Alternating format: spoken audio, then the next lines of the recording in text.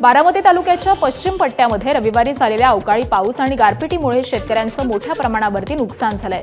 होळ, सदोबाची वाडी, वडगाव, निंबाळकर, निंबूतसह परिसरामधील गावांमध्ये गारपीट झाल्यामुळे मोठं नुकसान झालंय। भाजीपाला पिकांसह फळबागा जमीनदोस्त झाल्यात। दरम्यान शरद पवारांच्या राष्ट्रवादीचे युवा नेते युगेंद्र पवार यांनी नुकसानीची पाहणी केली आहे। सरकार शेतकऱ्यांकडे लक्ष देत नसल्यामुळे आम्ही लवकरच आंदोलन करणार असल्याचं युगेंद्र पवारांनी म्हटलंय।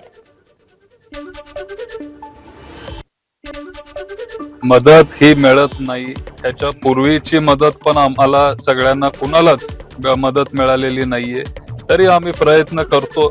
आम्ही आता एक आंदोलन पण करणार आहे। शासनाचं लक्ष शेतकऱ्यांकडे असावं। आज शेतकऱ्यांसाठी जर कोणी चांगलं काम किंवा फायदा करून दिला असेल तर तो फक्त आणि फक्त पवार साहेबांनी तेव्हा करून दिला।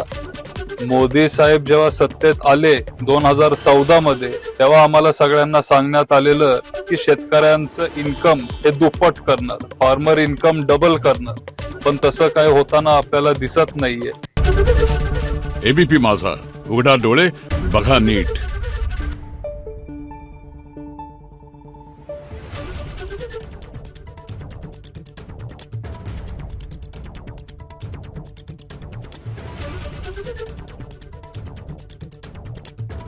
Thank you.